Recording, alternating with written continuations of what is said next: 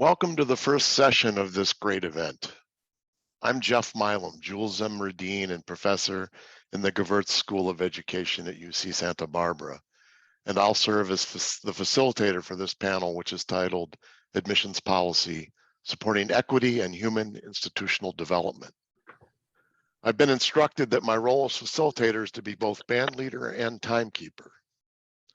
I'll briefly introduce each presenter in the order that they'll speak and encourage them to adhere to the 5 to 8 minute limit that we've been given. I'm not sure that this panel addressing admissions policy could be any timelier. As you're well aware, yesterday the Supreme Court of the United States heard oral arguments challenging the use of race as one of many factors in college admissions in 2 cases. Students for Fair Admissions versus President and Fellows of Harvard College, and Students for Fair Admissions versus the University of North Carolina. As you know, I'm sorry, first slide, please. As you know, the use of race in admissions has been supported by the Supreme Court for more than 40 years, having withstood 3 different challenges. First, in 1978, in the University of California versus Bakke. Next slide, please. Which was upheld 25 years later, albeit with more restrictions, in Grutter v. Bollinger. Next slide, please. And precedent was honored again 10 years later in Fisher versus the University of Texas. Many Supreme Court pundits are predicting that, given the predominance of conservatives on the court, SCOTUS will likely overturn this long-standing precedent. This points to the great urgency that confronts educational scholars and policymakers to find ways in which our work can provide guidance to colleges and universities which seek to admit subsequent cohorts of students who represent the rich racial and ethnic heterogeneity of our country. I'm hoping that our panel this morning will help to move this conversation forward in some important ways. Our first speaker is Sylvia Hurtado, who is a professor of education in the School of Education and Information Studies, and who directed the Higher Education Research Institute at UCLA for over a decade. She's written extensively on diverse students' college experiences, the campus racial climate, STEM pathways for underrepresented groups, and equity and diversity in higher education. She was elected to the National Academy of Education in 2019, received the 2018 Social Justice in Education Award from AERA, and the 2015 Exemplary Research Achievement Award from Division J of AERA. She is also past president of the Association for Higher Education. Finally, Sylvia is my longtime friend and dear colleague. Dr. Hurtado? Thank you, Jeff. It is an honor to honor Ed Gordon and comment along with colleagues how the work in admissions reflect his own career interest in identifying talent and nurturing the development of the diverse and racialized students using institutional means. It is not coincidental that the executive order for affirmative action developed by John F. Kennedy and continued by Lyndon Johnson came as Dr. Gordon was beginning some of his early work to support the social change agenda of these presidents. His early evaluation of Head Start reflected the success of this child development program, as well as his own beliefs and the promising potential for government programs and institutions to influence the development of students, as well as uplift underserved communities. The arc of his career is impressive. And we have to ask, how has he managed to maintain his optimism through segregation, social change, and now the constant threat of rolling back programs, including a longstanding executive order that has provided opportunity for generations of African American, Latinx, and Native American students at the nation's most prestigious colleges. It has been a success, and many of us on successful career paths are evidence of that success. I think Dr. Gordon's optimism may come in part from the evidentiary basis that support the continuation of such programs that affirmatively address equity and social justice. This is where his career and our career interests actually intersect. It's on the evidence. This is where the work on in schools and colleges has consistently shown that learning is better and democratic outcomes from voting to civic participation are greater when students learn in racially and ethnically diverse settings. This has not been contested in any court setting to date. And the research evidence is contingent on positive interracial interaction. And this is due to the extensive analysis of scholars. UCLA figures prominently in achieving this work based on the scholarship of alumni, students, and faculty. I was a member of the research team of the University of Michigan, and we had the national evidence through data that UCLA's Higher Education Research Institute provided. There was institutional data in the form of the Michigan study and even classroom data that established the foundation for the work that would follow. Regardless of the outcome then and the outcome come June, when the Supreme Court may decide to reverse Grutter v. Bollinger, that evidence is massive. That decision will come, will affect U.S. institutions that still use race as one of many factors in admissions decisions to better reflect the diverse communities they wish to serve.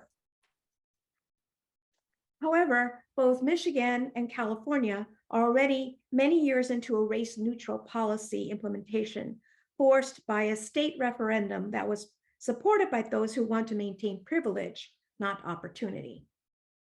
It has taken years to recover, and also various policy machinations you may hear a little bit about later.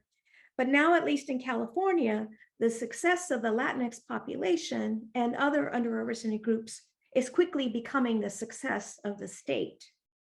There is more to work to do in terms of research, innovation, and policy and practice, and we must maintain our collective efforts and optimism and the belief of evidence for equity and social justice.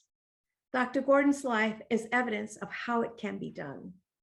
Dr. Gordon, we share your commitment and passion and unwavering belief in the need and the use of evidence to support equitable solutions to college access and student success and development. Juntos, sí se puede. Thank you, Sylvia.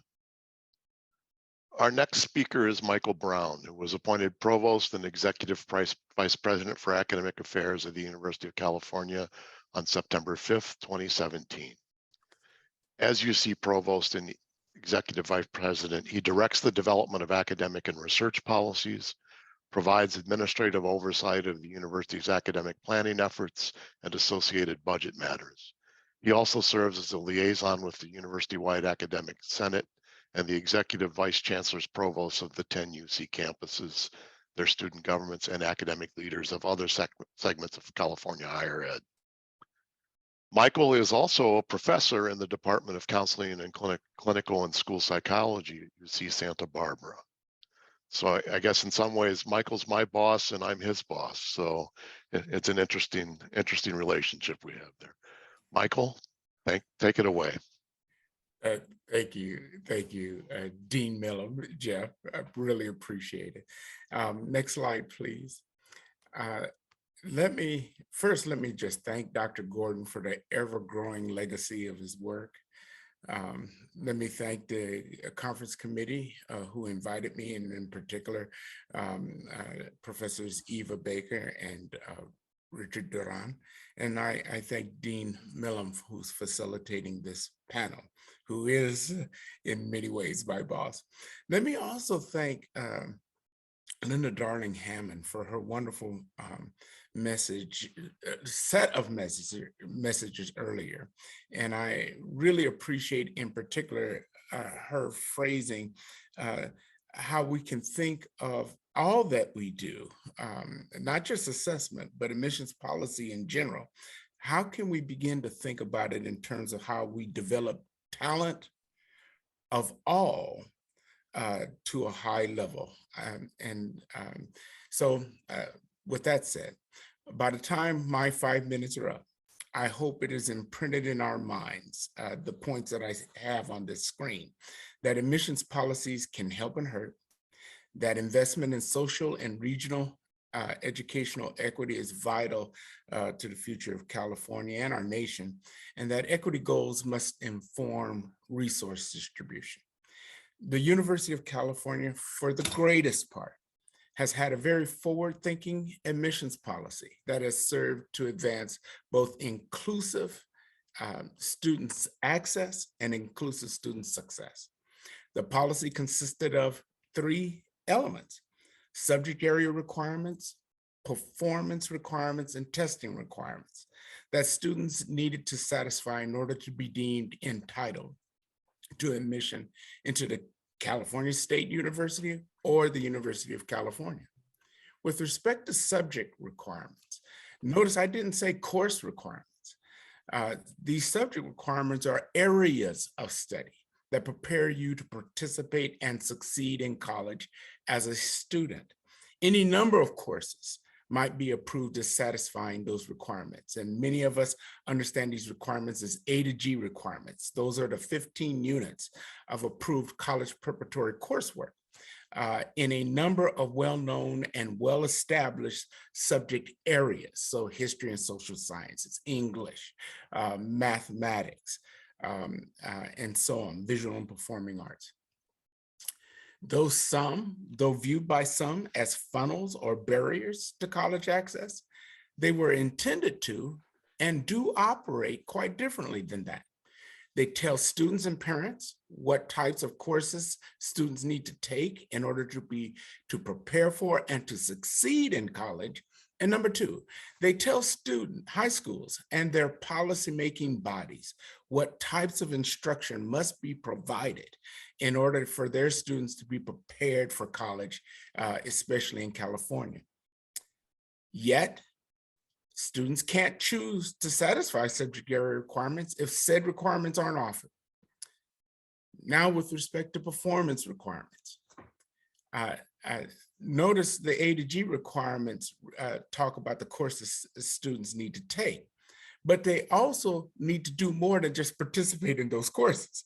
They need to strive to do well. And students, our policies have required that students needed to earn a B grade or better across all qualifying courses taken in order to be entitled to a seat in the University of California. Performances in coursework are largely viewed as under the control of the student. Finally, there were testing requirements. Since 2020, UC does not require or consider ACT or SAT scores, admissions test scores, when making admissions decisions or awarding scholarships. Previously, given the unevenness of college preparation rigor between schools in terms of college preparation, UC and CSU required a submission of admissions test scores. I will say, however, that the testing requirement did not align with the other 2 schooling-based requirements. There was little you could do through fulfilling subject or performance requirements that would or could alter your standing with respect to scores on the ACT or the SAT. Now, UC admissions requirements then have been helpful and unhelpful with respect to their college preparatory effects, especially with respect to what I think we need to pay far more attention to, and that is inclusive access and inclusive student success. It is important that we think about greater regional equity in our college preparation. Next slide, please.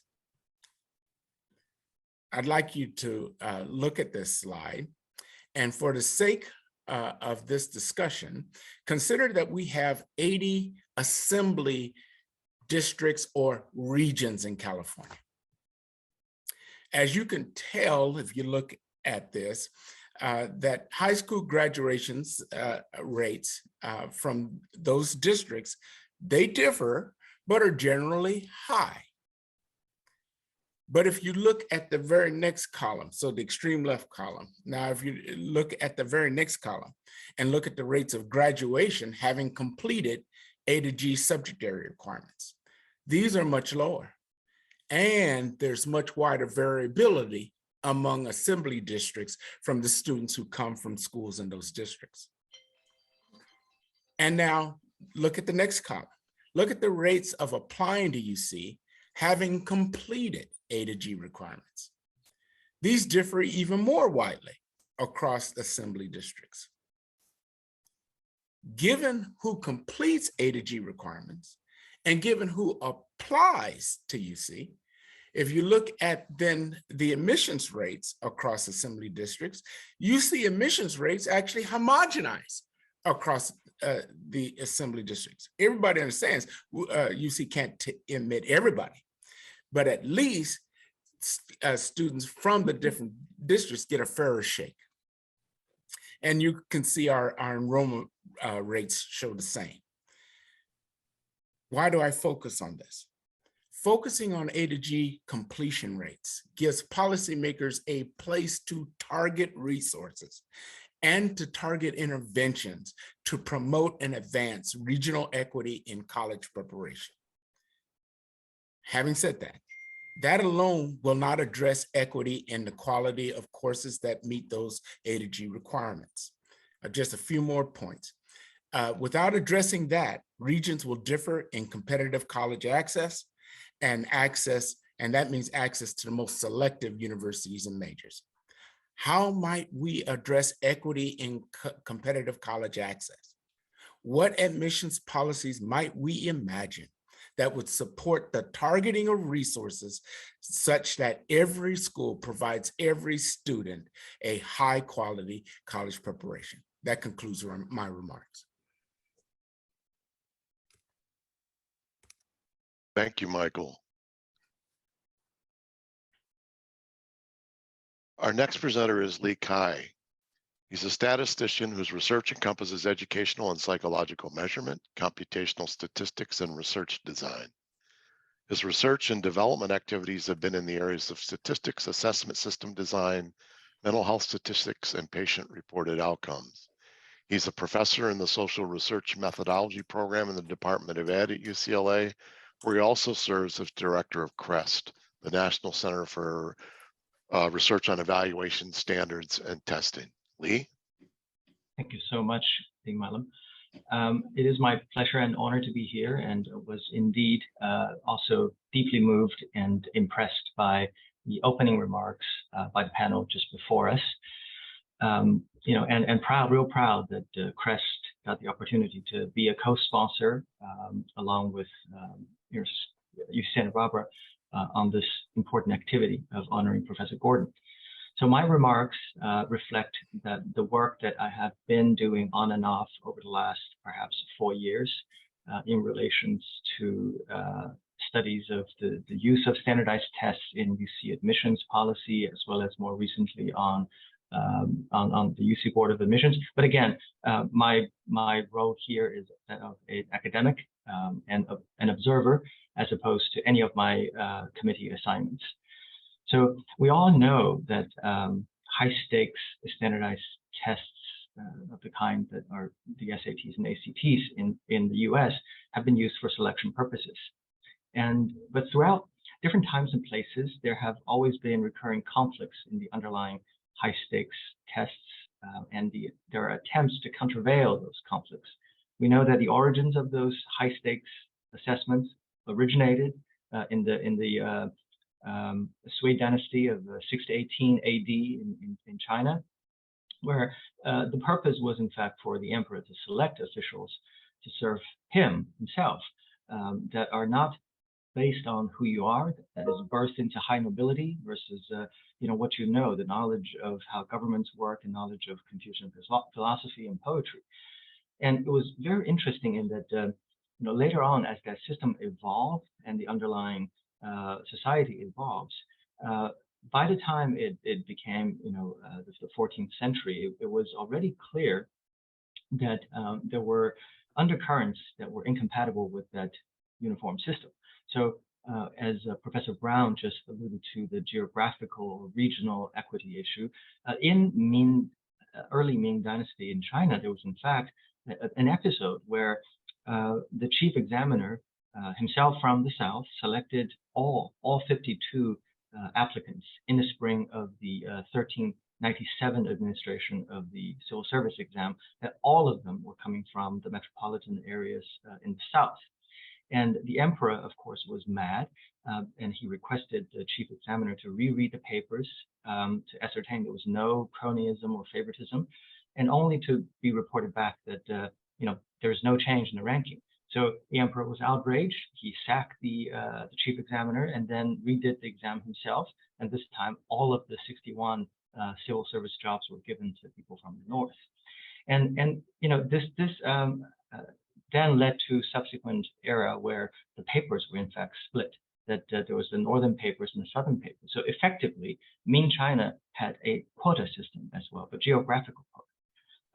And that is reflective of the gradual shift of economic development and prosperity from the north to the south, where the south had a lot more resources.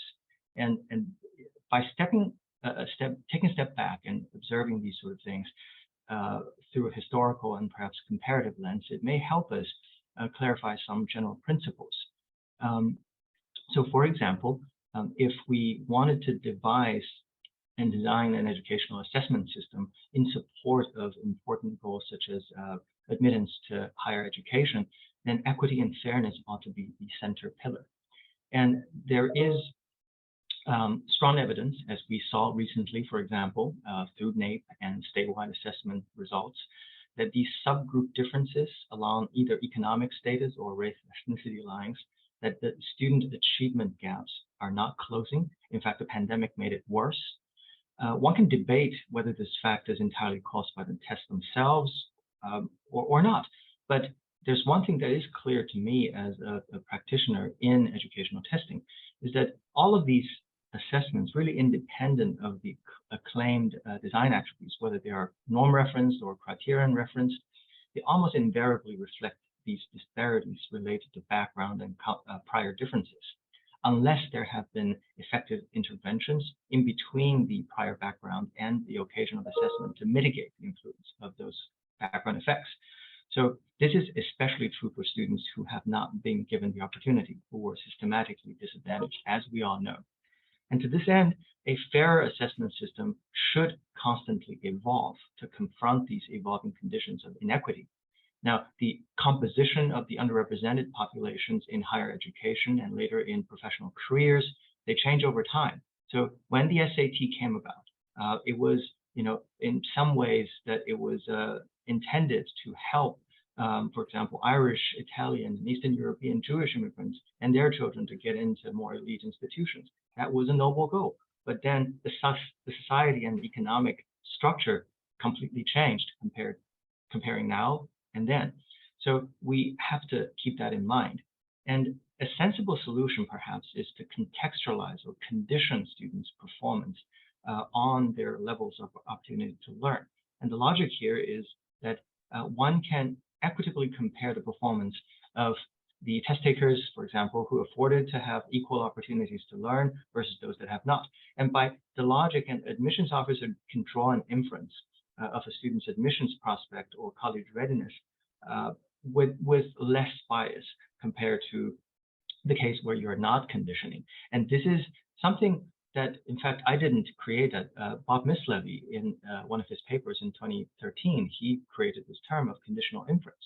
And if we look away from standardized tests, there are other elements that are used in making these admissions policies and decisions that's embedded in every aspect. So, for example, even though test scores were viewed as a major culprit that made UC campuses less diverse, there is in fact a paper coming out of a group in Stanford that also showed that if you analyze a corpus of admissions essays, that the essays themselves were perhaps sometimes more laden with income and influence of privilege than the SAT scores were, and we should flag those. There are other indicators that we're using in making these decisions, and we need to analyze them and look them up for potential biases in these non-numerical components of college applications.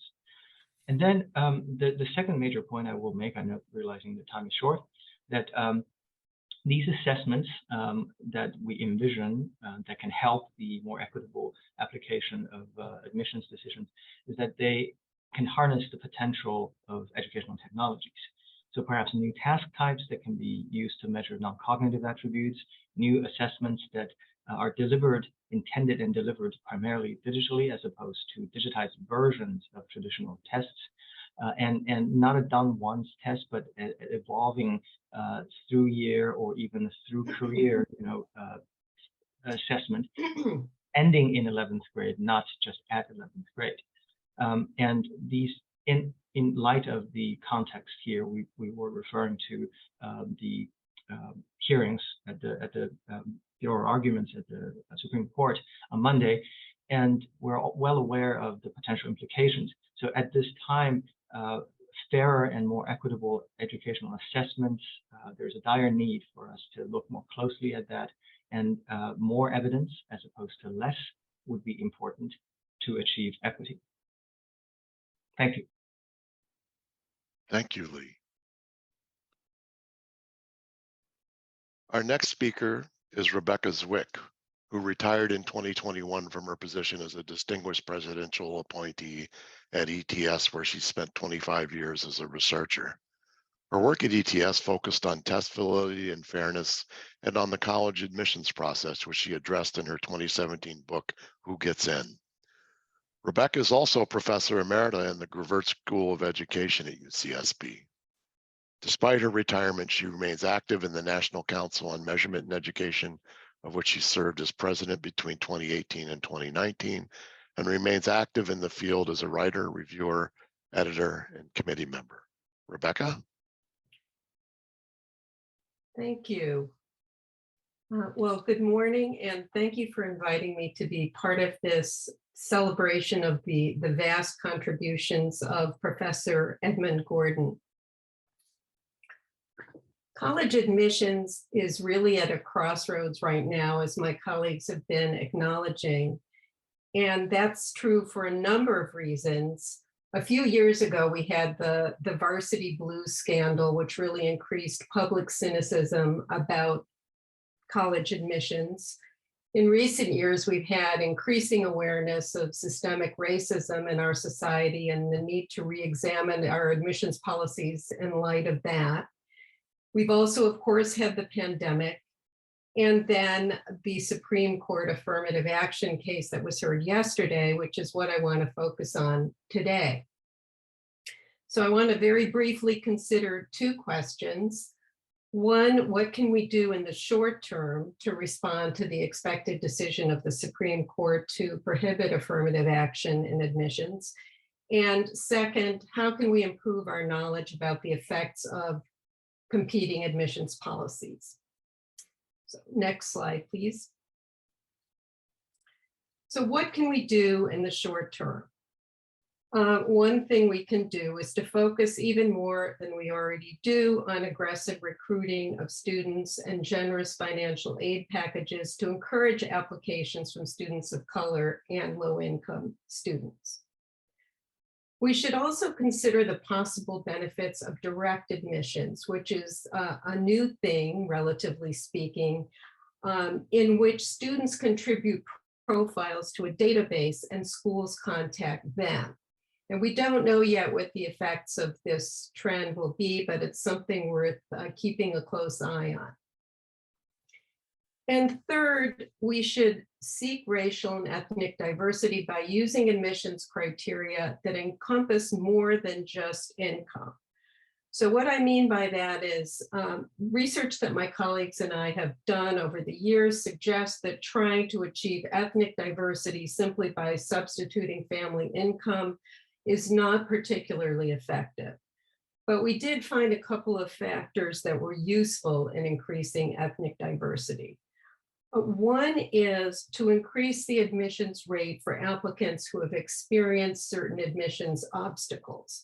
So for example, did the applicant attend a high school with a poor teacher-student ratio or a poor counselor-student ratio, or a high school in which there were no AP courses or international baccalaureate courses and so on? And we found that admitting more students with many such obstacles also served to increase ethnic diversity as well. We also did some research in which we increased the admissions rate for applicants who grew up in zip codes with low median incomes. And although I understand there's some research showing contrary results, we actually found this to be a successful strategy for increasing ethnic diversity. And we believe that's the case because the median income associated with a zip code contains information that goes beyond simply the family income of the residents of that zip code. It also may reflect factors such as school quality and neighborhood resources. So again, admitting more students from low-income zip codes did increase ethnic diversity. These factors like school quality and neighborhood resources can't be dismissed as mere proxies for race. There's ample research demonstrating their importance in and of themselves, and that's why I believe they could be successfully included with greater emphasis in admissions processes. Of course, these factors are already considered by schools, but it may be necessary to do so in a more formal way and to weight them more heavily. Next slide.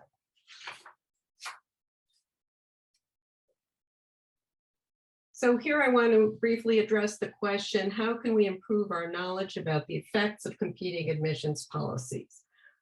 We've had a lot of changes and there are probably more to come in admissions policy, and we need to really get a good grasp on the effect of these changes. And research on admissions policies need not actually involve admissions decisions. What I mean by that is that what if research can be very helpful. Research in which we have an applicant pool and we can examine the effects of applying competing admissions policies to that pool. We can see what kinds of entering classes we get with different admissions policies without making actual admissions decisions. Because of the central importance of access to higher education in our society, this kind of research, the studies themselves and their results need to be made public. So I believe that the present and future changes in admissions policy presents opportunities to conduct research on a fundamentally important issue, and I hope we won't squander these research opportunities. Thank you.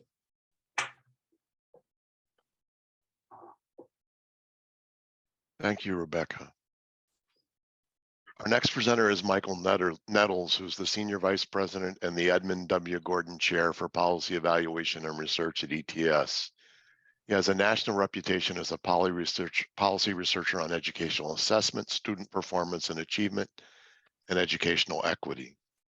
In August 2014, President Barack Obama appointed Nettles to the President's Advisory Committee on Educational Excellence for African Americans. He's twice been appointed to the National Assessment Governing Board, which oversees and develops policies for the National Assessment of Educational Progress.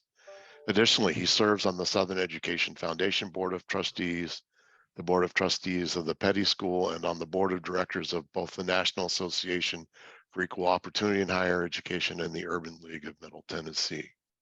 I'd also like to point out that Michael's a bit of an outlier on this panel and that he's the only presenter who hasn't taught at UCLA or UCSB. Michael?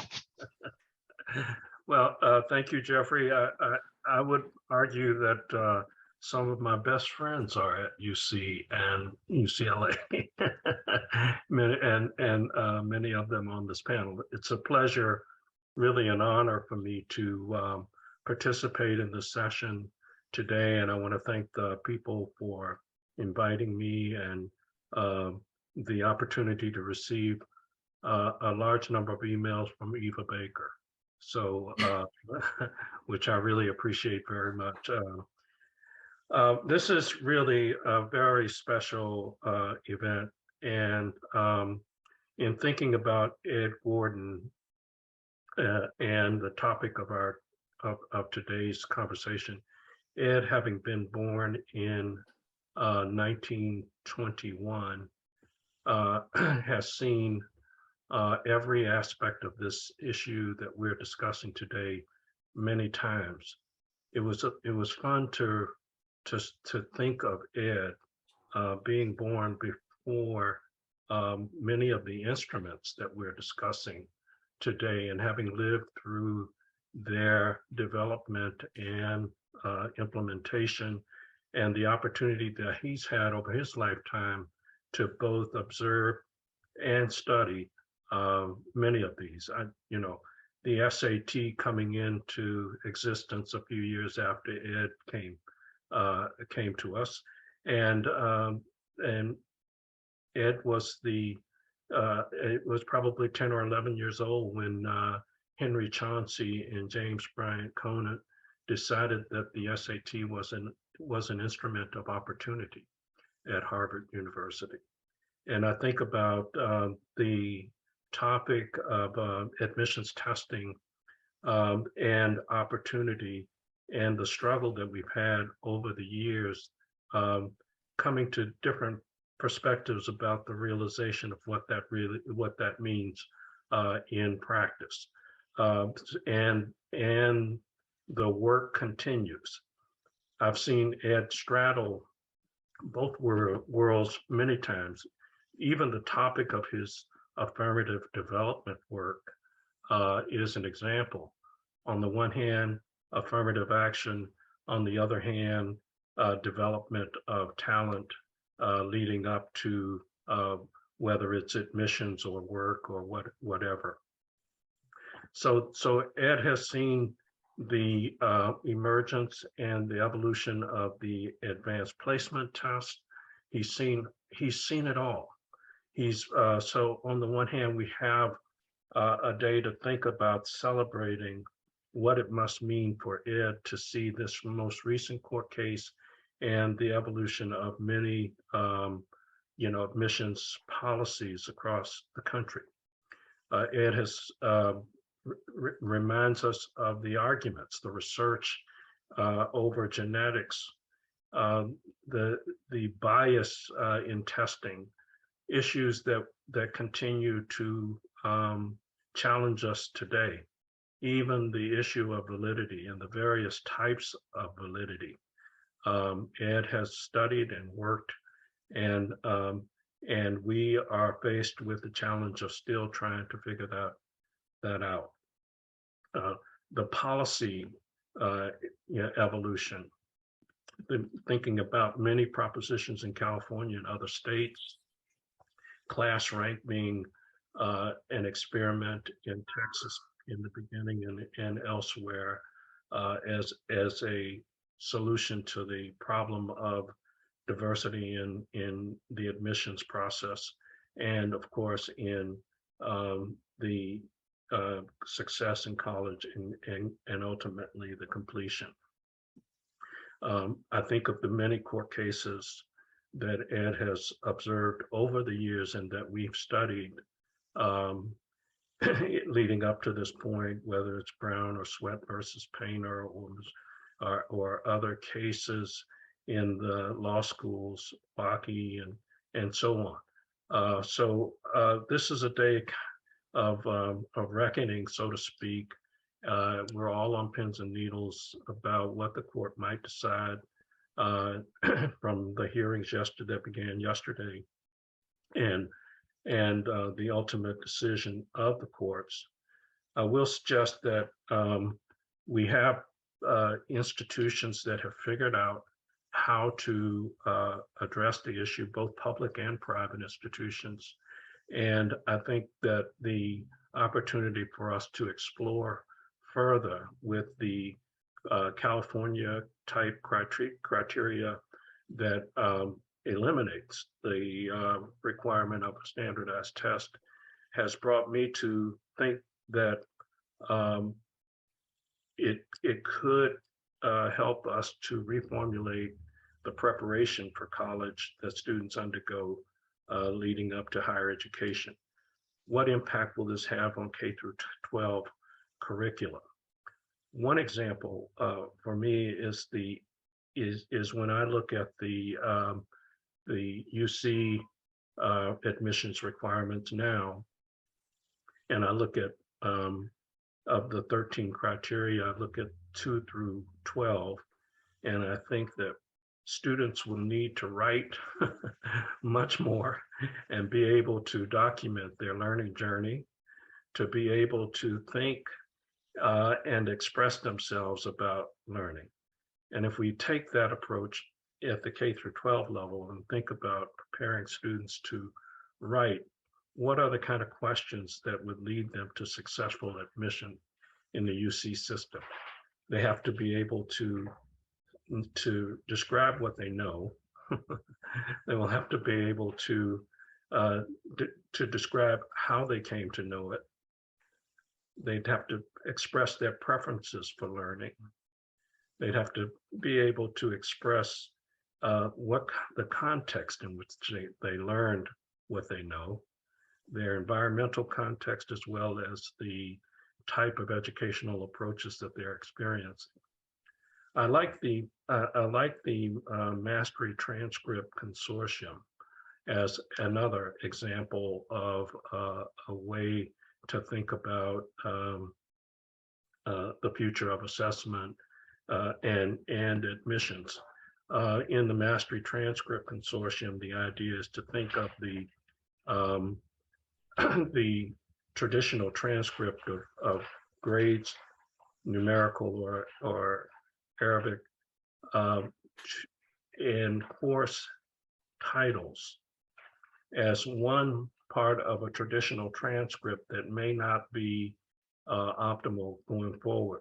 Instead, what we're going to need is systems that help us to know what kind of skills that students are and knowledge students are acquiring, how best to curate that for themselves, and then to be able to translate that into information that will inform admissions decisions. At the moment, the Mastery Transcript Consortium has about 500 high schools. 25 of them are committed to using the Mastery Transcript only as the mechanism for applying to colleges and universities. And 270 colleges and universities have admitted students with Mastery transcripts. So with that, I want to thank you again, the host for this meeting, and I look forward to the opportunity to continue the conversation with my colleagues on the panel. Thank you, Michael. I'd like to kick off the discussion and maybe go back and revisit the questions that Rebecca posed in her presentation in terms of, in the short term and in the long term, what are the things that we can do to address what the pundits suggest will be a future of college admissions without the use of race as a factor in admissions? I think what I want to do, if it's okay, Micheal Brown, is to put you on the spot a little bit and ask you, as the EVC provost of the UC system, to sort of talk about it from what we've learned, what we've done well, maybe what we haven't done well in response to having to operate under those circumstances, and then we can open it up to other people. Well, thank you very much, Jeff. And let me harken back to some of Sylvia's earlier comments too. This world of being without the use of race or ethnicity, that's a world we've lived in for what is it, 40 years? So it's not new. And I want to hasten to say, I don't feel we've been successful, but I feel we have, we are ever working on doing better to live in that world. And some of the things that we have done is even before, well, one of the first things we did was we began to limit the role of admissions tests. We began to limit how many we required. We began to limit their role in setting conditions of eligibility. We began to actually study how much they added or didn't add to our goals of admitting not only a diverse class, but a successful class.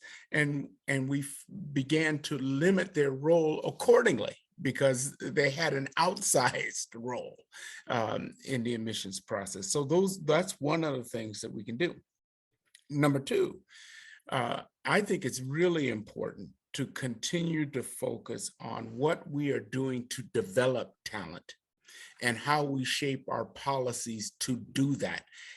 If we thought more about or less about selecting among who gets in and more about who comes, and to generate a greater and more diverse population of successful students who come, a lot of our diversity problems would go away.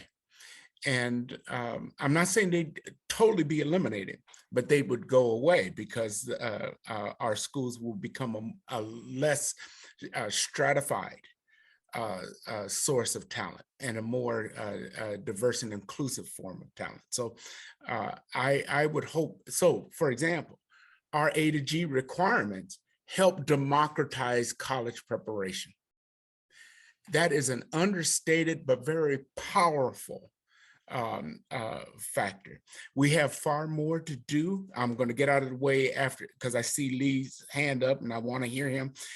We have far more to do to make sure that quality A to G courses are equitably available in our schools. And in that sense, let me put an emphasis on Lee's marvelous articulation of what was happening in China and what we need to do to pay more attention to regional equity in student preparation. If we did more about that, we'd also address some of our racial ethnic issues as well. Zip code consciousness in how we're targeting resources in the development of students.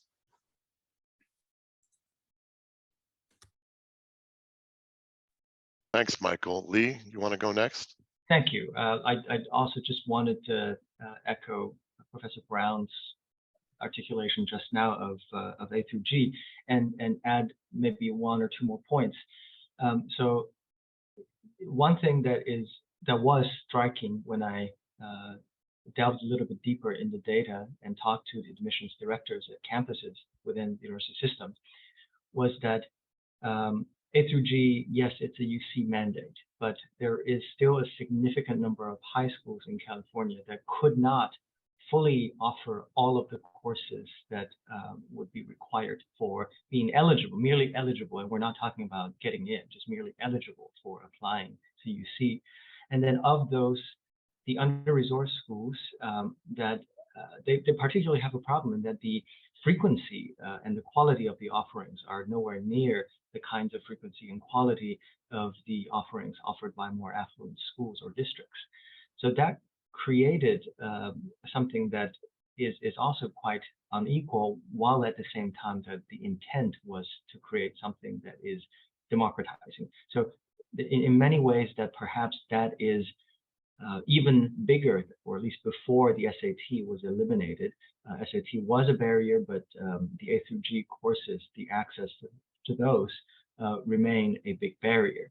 And this is also, if you think about dissecting the K-12 student population in meaningful ways, for example, we know based on our work doing comparisons of course-taking trajectories and patterns of students who are English learners, for instance, as they transition from middle school to high school. We do know that across many states that there appears to be a restriction or almost a tracking like of behavior happening where students are not able to take, if they're ELs, if they carry that label, and they are not able to take some of the required courses or be set on the trajectory so that they will become college ready by the 11th grade. And this is a problem that we should be aware of and address.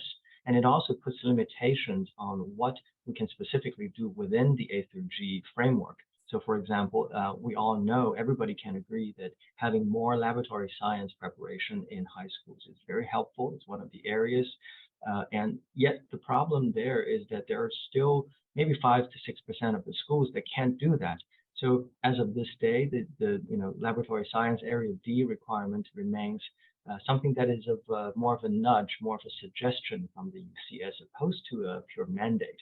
So that's my comment number one, and it really would be great if we can collectively address that and imagine assessment systems designed and aligned to that.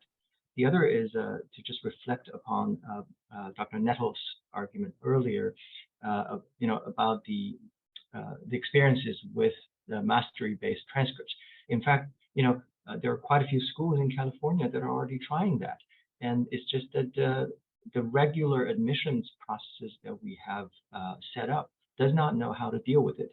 And I was on the Board of Admissions when this topic came up, and so the comment that I made at the time was that it was great. It's a great idea.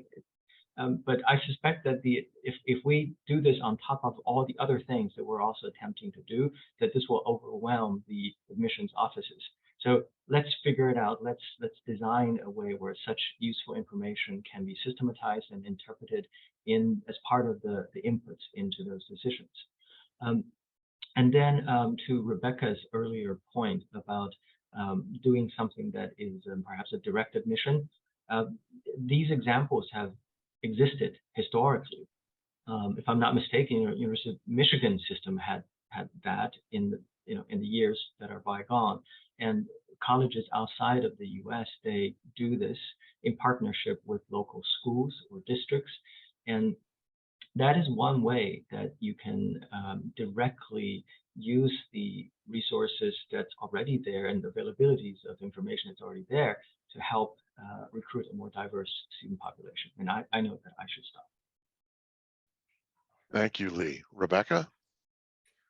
Yes, I also wanted to follow up on a point that Micheal Brown made, and I want to reiterate the fact that you can't have a diverse entering class without a diverse applicant pool. And this was made very clear to me in the course of some research that I was conducting several years ago, in which I was discussing with administrators what their goals were for admission, what kind of entering class they wanted.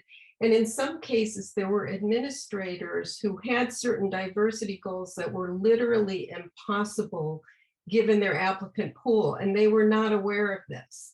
They were saying that they would like a selection procedure that would yield a particular percentage of students of color, and those percentages could not have been achieved with their applicant pool, which I found rather striking. So I think there's two lessons to be learned there. One, it has to do with the importance of recruiting, and the other has to do with the importance of administrators being aware of the characteristics of their applicant pool.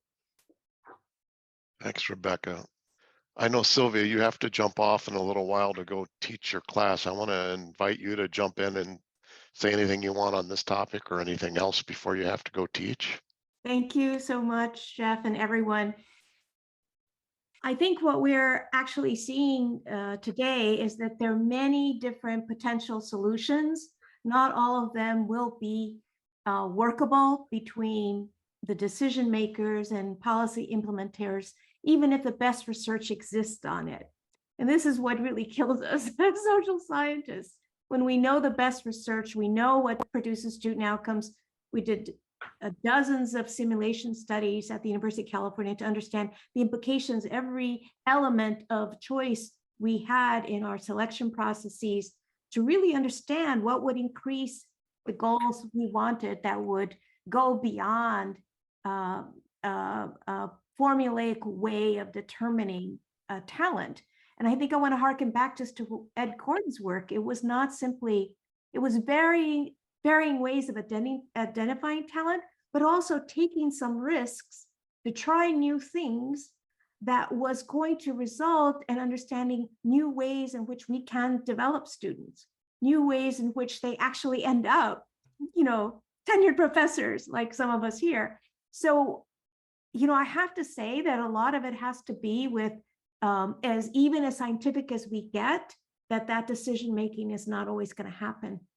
And some discretion has been left to institutions, at least in California law, about what kinds of exceptions you make and how you make those decisions.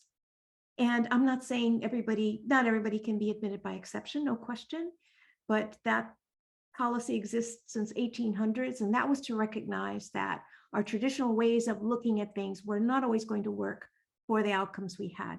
So I just want to say it's a new era for us, lots of new things to try, exciting, but not all of them are going to be workable. So just hearkening back to some of the things that Lee said, and certainly Micheal Brown, and the work that we did to truly understand, to reform our conception of eligibility, rather than continuing to raise the bar, and more students who, once they become qualified, are no longer qualified because we keep raising the bar. That was really the frustration that led to change in policy, but also there was a lot of research that went into it. So great work for everyone, and lots of things for us to do. Thanks, Sylvia. Your comments point me to another question that I'll pose. And we've touched on some of this already, but what perceptions, policies, research orientations, or practices do we need to change to be successful?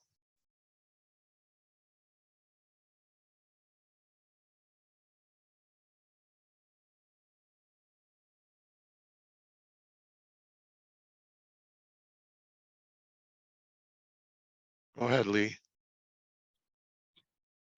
I'll venture to say something that I don't know if everybody will agree, but I think that we ought to change this perception that we're talking about the selection admission. This is for, by and large, for taking something out of a pool, but rather the perception ought to be something that is more aligned to the conception of talent exists in equal proportion, equal shares among all the ways that we can divide up this population that walk the earth. And we ought to find a way to find those talents and develop them and make sure that there are pathways,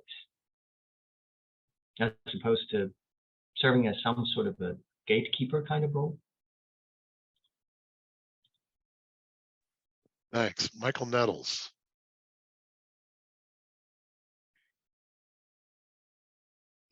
Thank you. There are many policies that could be changed. So I would have to think about which one to put forth in this discussion. One of the most troubling and pervasive problems that we have in the country has been the different levels of access that people have to high quality educational experiences growing up. When from to think about it in a formal way, the K through 12 public schools in the country. I think that we need to figure out a way to ensure that people have access to high quality educational preparation, beginning at the earliest stages. And I think the framework for such policies now exist. Every presidential administration and most state governments have advocated for high quality pre-K. The question is, what do we fill the framework with? How do we, what constitutes high quality? And we've been struggling with that for a while. Thinking about the elementary and secondary schools, this country has gone through a series of changes over time, busing policies, desegregation of the K through 12 schools. And if we asked a question in the 2023 context, as opposed to the 1970 context, the question is, what would we construct as a way to deliver high quality equitable, equal education for people across the country. The final thing I'll say about this is that it feeds into the work of the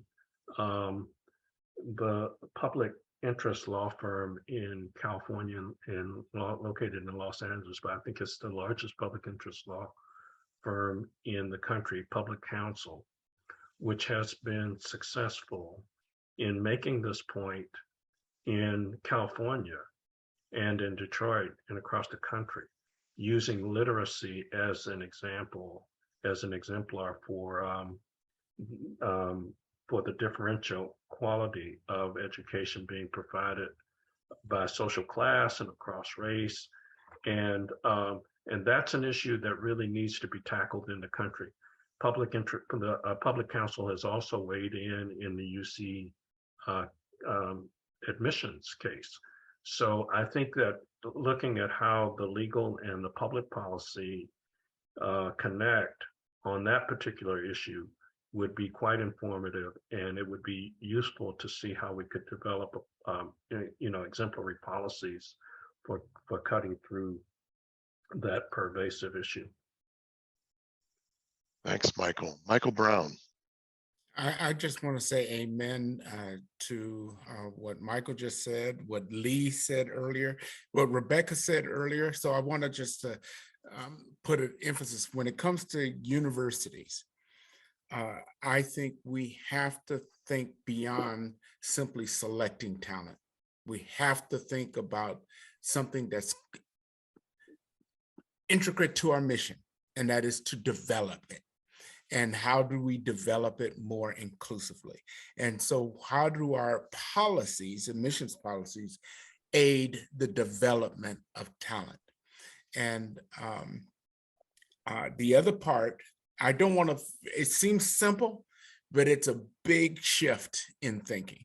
And the second thing is what Linda said earlier about how does our forms of assessments can help.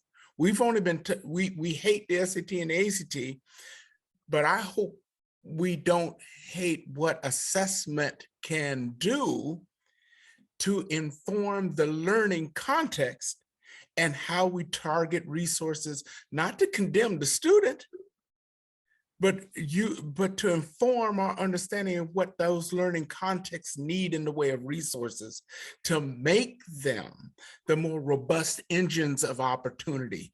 And I don't know how you do that without assessments. I think we need to have unobtrusive forms of assessment. I think we have to have assessments that promote learning. I think we have to have assessments that can be used to inform not what students to select, but to inform what we need to do in those learning contexts to make them more robust producers of talent. But I think you have to have them. And that's the one thing I regret by dropping the SAT and the ACT, that we figure we've eliminated a major form of racial ethnic stratification without us addressing what we need to do to further advance educational reform. Thanks, Micheal. Let me pause for a minute here and ask my colleagues on the panel, are there any questions you want to pose to each other that you'd like to put out there at this point in time?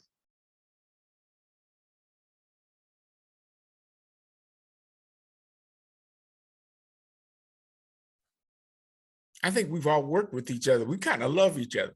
So, and have, but I know I've worked with Rebecca for years, and I've enjoyed and admired her work. And Lee, so I don't have anything to add here.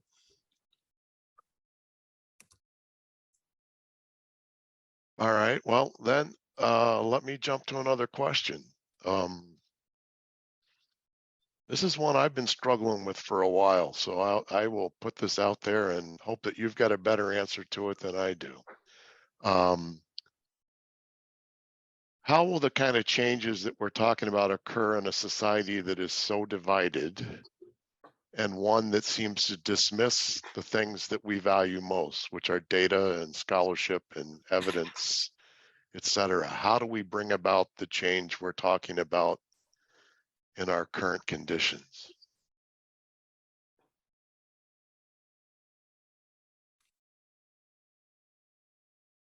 And I know that's a buzzkill question, I'm sorry, but Micheal Brown. You know,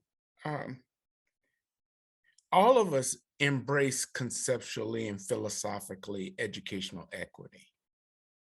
All of us do. But we have to really encounter why inequity exists.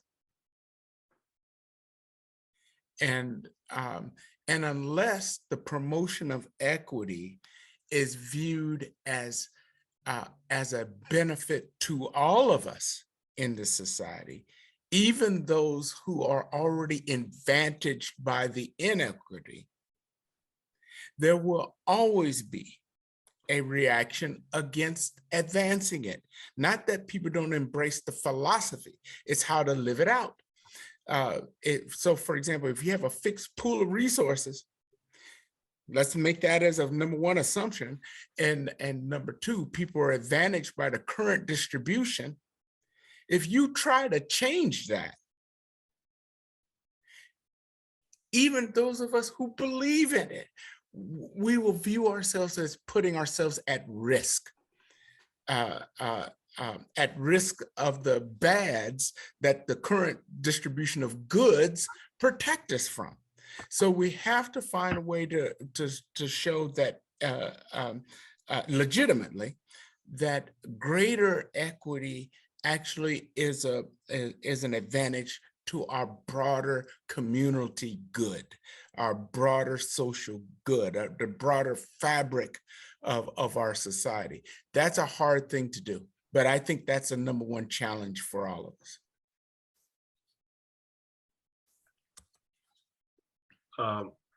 Let's see. Go ahead, Micheal Nettles. All right, thank you, Jeff. I think your question's a very good one, and it's a difficult one because when you think about political elections today and how much people watch the polls and how people who are running for office have to walk a fine line between what they'd like to do or what they think is in the best interest of their own values against their constituents and how the public perceives it. It's very complex. So it makes you grateful for the status that colleges and universities have had, and especially Sylvia talked earlier about tenured faculty and the protections that people get during a time that we are facing now. And I think this is an era in which bold leadership is required. And the question is, who can command the kind of force that it takes to make a huge difference? We have examples of people who are, taking on huge issues and tackling them. Micheal Brown being an example in the UC system. We really appreciate and respect all that he's doing there. If you think of other examples, and I'm not going to do justice to, this is not a scientific just think about Arizona State University over the past 10 years. And if you think about whether you like it or not, if you think about the changes, the transformation that has occurred there, and the vocal expressions about, the traditions of testing, for example, if you look at the book, The Fifth Wave in Higher Education, you know, there's a prominent section in there that suggests that we can't, that colleges and universities of that type need to serve a broader population. And then they set the target of being the largest in the world and doing it. And then suggested that standardized tests that we produced to this point cannot deliver that system. It's a clear message. And there's clarity both in the goals and objectives. They're not what you would expect. You know, most people are trying to raise their standards to demonstrate that they are high quality and so on and so forth. And it's just the opposite. So I think we need examples of that type coming from colleges and universities, because you hold a special place in society, and this is a time when those expressions couldn't be more important, you know, in the history of U.S. higher education. I mean, we've watched a whole university move from Budapest to Vienna over the last, you know, decade, just to be able to express that autonomy that universities have as a special place in society. So that would be one thing that I think we need to examine, take a look at ourselves and figure out how to allow, you know, how universities can play that special role in society. You know, students have pushed us into it over time, and most recently you can look at the fall of you know, names of famous presidents on buildings and in institutions that have actually fallen because of the, you know, because of this internal kind of constructive change that can take place. And I think universities can be powerful in that way. Thank you, Michael.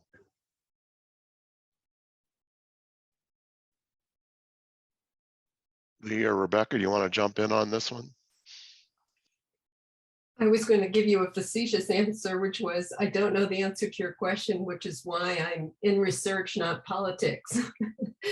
But I think what Micheal Nettles said about universities providing examples is a very compelling idea. Concrete examples of successful implementation of policies that increase diversity and how that can work well for the institution and so on. But I think it's a real challenge to craft a message that will communicate across all the different sectors of our society, you know, given the current climate. So echoing what Dr. Nettles had just said, I think that it is perhaps also time for social science researchers in general, university-based or not, to continue to engage in conversations with everyone. I really do mean everyone. And sometimes I completely disagree on many grounds of opinions that people may hold. And sometimes I agree mildly, and sometimes I wholeheartedly agree. But the important thing is to have that conversation, and hopefully over time that reason, and again, it's appealing almost to faith, that reason and the rational thinking will eventually prevail, and that people will see the light in that, you know, it's far better for the collective good if we have those equities in the society as opposed to a situation where we don't. Thank you, Rebecca. Thank you, Lee. I'm looking at the clock here. What I'd like to do now maybe is just to offer each of you an opportunity to provide some closing thoughts, comments that we can leave folks with as we move forward. I want to thank each of you for your participation on this panel, and you've certainly given me a whole lot to think about. So why don't you offer some concluding comments, if you don't mind? So maybe Jeff, we should go in reverse order. I was the last to present. I'll go first. And if you cover all of it, Michael, then the pressure's off the rest of the folks. So yeah, go right ahead. No, I won't make that commitment at all. Not with this group. But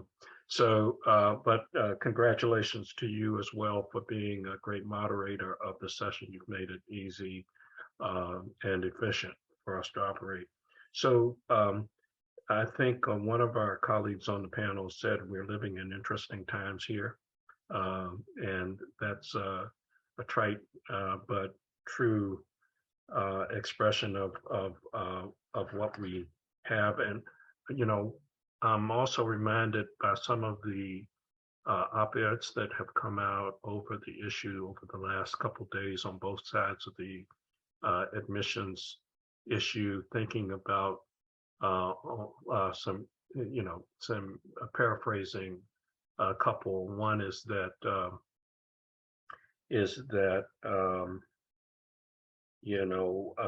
we're more than our test score, and the contribution that other criteria and other matters, whether it's used in the admissions process or not, is really informative to us about a point that Micheal Brown made, that there's value in the information that we get from assessment, but we should never use it, as a mechanism for exclusion. And I think, the responsible assessment organizations like ETS and ACT and the College Board and others have made that point that multiple criteria should be used with scores. And I think we can't do enough to help people figure out how to make that really work. And I think that that's probably one of the challenges that has gotten us into the larger debate is the under servicing of the other standards and criteria. We got lazy a little bit and over relied on the easiest numbers to point things out. Another on the opposite side of the issue was an op-ed that reminded me that we are indeed a global society. And the Harvard case in particular, it makes that point clear. So when we were looking at this issue 40 years ago, populations were different than they are today. And so, taking a fresh look from the multiple angles of this issue gives us, and people's, even the way people have arrived into the country, gives us a great deal to include in our considerations about how to address this issue. So thank you very much for the opportunity to join Lee Kai and Rebecca Zwick and Micheal Brown and Sylvia and you, Jeff, for a great job as the moderator. Thanks, Michael. Who'd like to go next? I'll go next. As my closing comment, I would like to share a quote. It's actually an abridged quote about affirmative action from the legal and philosophical scholar Ronald Dworkin. Affirmative action is a forward-looking enterprise, and the students whom it benefits have not necessarily been victims as individuals of any injustice. Affirmative action is intended to solve a societal problem, the exclusion of Blacks and other minorities from the highest ranks of power, wealth, and prestige. And I find this to be a very compelling quote, particularly the first phrase about affirmative action being a forward-looking enterprise. And I wish that more people would view it that way. So I'd like to end with that thought, and also thank you, Jeff and colleagues. Thanks, Rebecca. And I can certainly go next in the reverse order as suggested by Micheal. So I completely agree with what they said, and probably could not have said it better. So I will instead focus on something that is perhaps a little bit more technical. We, I think, all realize that whenever we go, whatever we do, newer generations of assessments or systems of assessment, they all will end up rely on technology, educational technology, a lot more. And just be mindful as a sort of almost a warning sign that that these technological advances, they may, in fact, or maybe some would argue, inevitably entail more inequities arising from the divide that we have already seen. So in any new implementations that of this nature, learning or assessment products, results that are delivered as a result of development efforts, such lack of access or lack of familiarity should not be further impediments to achievement and success. Thanks, Lee. Provost Brown. I wish Sylvia was here, because those of us who know her know she's so poignant and incisive and powerful in her articulations. I have loved what Micheal had to say. Rebecca, that quote was moving to me, so I thank you for sharing it. And Lee, I continue to enjoy so much just coming to know you and hearing the things that not are just in your mind, but in your heart, and being moved by that. Let me just, for me, and what I keep in my mind, hope and opportunity for all cannot be done on the cheap. That's all I'll say.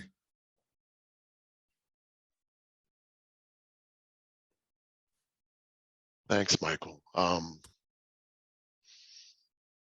You're a tough act to follow too, brother. I want to thank each of you.